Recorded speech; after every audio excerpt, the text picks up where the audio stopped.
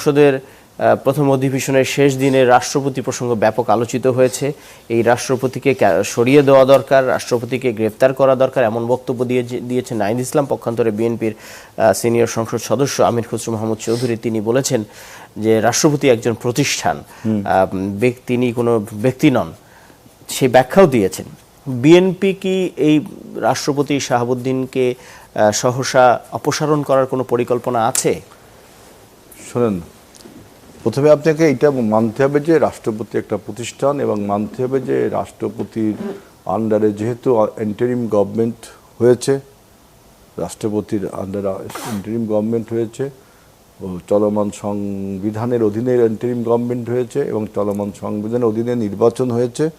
এখন সেই ক্ষমতার অনুবলে রাষ্ট্রপতি এখনও ক্ষমতায় রয়েছে। এখন এর একটা পলিটিক্যাল দিক আছে, যেহেতু এই রাষ্ট্রপতি ছিল ফ্যাসিস্টের দোসর, এটা অস্বীকার করার জন্য নেই। কিন্তু দেখেন, পরিস্থিতি তাকে বাধ্য করেছে এই ফ্যাসিস্টের বিরুদ্ধে গিয়ে তিনি বর্তমান যে সরকার, বিরোধী দল, রাষ্ট্র কাঠামো তাকে সাপোর্ট দিতে হয়েছে, এবং গত ফ্যাসিস্টের যে কর্মকাণ্ডকে তাকে নিন্দা জানাতে হয়েছে, ধিক্কৃতি জানাতে হয়েছে।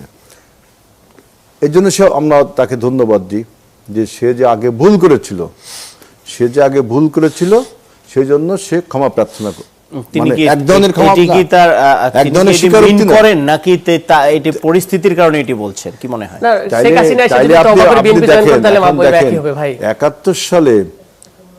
71 সালে যে সমস্যা জামাত ইসলাম করেছে, যে ভুল তারা করেছে, তারা যদি স্বীকার করতো রাষ্ট্রপতির মতো, রাষ্ট্রপতি যেমন স্বীকার করছে যে হাসিনা এই কাজ করেছে, আমাদের বর্তমান জামাত ইসলাম তারাও যদি বলতো যে আমাদের পূর্বের নেতারা এই ভুলগুলো করে গেছে, তাহলে কিন্তু ইতিহাসের অনেক অমীমাংসিত সত্য মীমাংসিত হয়ে যেত, তাই না? তো এখন আমার বক্তব্য যে এই রাষ্ট্রপতিকে রাখা উচিত হবে কি হবে না, এটা একটা রাজনৈতিক সিদ্ধান্ত হওয়া উচিত। শুধু বিএনপি একা বলবে বা নাহিদ ইসলাম একা বলবে তা না, আমাদের সবার একটা কনসেনসাস হওয়া উচিত। সেটি হওয়ার কোনো সম্ভাবনা দেখেন? সেটা আগামী সংসদে দেখা যাবে, এবং এইটা আপনার আদৌ করা সম্ভব কিনা, গ্রাহ্যতা কিছু করতে পারবেন না। সংবিধান আইন অনুযায়ী করতে হবে সবকিছু, যেহেতু ওই রাষ্ট্রপতিকে বিরোধী পক্ষ থেকে বলা হয়েছে যে বিএনপির ভেতরে রাষ্ট্রপতি হবার মতো অনেক যোগ্য লোকজন আছে, অনেক যোগ্য বিএনপির ভিতরে এক ডজন আছে। বিএনপি সেই আইন কানুন যাওয়ার কথা ভাববে না কেন?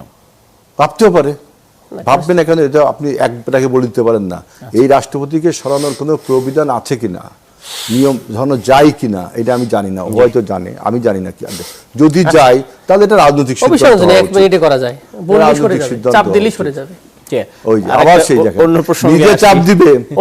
ওনারা বেসিক্যালি ওনাদের ইচ্ছা মতো সরাবে, কারণ আছে ওনাদের they need to use it, এটাকে ক্যাপিটালাইজ করা দরকার। আপনি যাই বলেন না কেন, কারণ ওনারা সংবিধানের বাইরে যেতে যাবে না। সংবিধান বিষয় না ভাই, একবার খুব ইন্টারেস্টিং। আপনি সংবিধানের 5 বছর রেখে দিলে আমি খুশি হবো আরো বেশি। এই সংবিধান ওনাকে না ভাই 5 বছর রাখেন, যে দরকার ভালো মানে 5 বছর রাখবেন না কেন? যেহেতু সে তওবা করে চলে আসছে, শেখ হাসিনা তওবা করে বিএনপি জয়েন করলে অবশ্যই তাকেও নিয়ে নেবে ইনশাল্লাহ, ঠিক আছে? ওনারা যদি বলে, আমি যদি এই যে 71 ইস্যু নিয়ে অনেকের কথা বলেন, এখানে কয়েকটা দলের নাম এখনো আসেনি। আমি যদি বলতে চাই, আরো চাইনিজ বামদের নাম আসেনি কিন্তু, এবং অনেক পীর সাহেবদের নাম আসেনি কিন্তু, যত আমি হিস্ট্রি পড়ে দেখেছি নাম। কিন্তু সংজ্ঞায় যদি বলেন, আমি সংজ্ঞায় যদি যাই, এবং আমি যদি বলি পার্লামেন্টে যে 214 জন বিএনপির আছে, কয়জন ফ্যামিলি শান্তি কমিটির আছে, আমি যে নাম প্রকাশ করবো ভাই, আমি চাই না।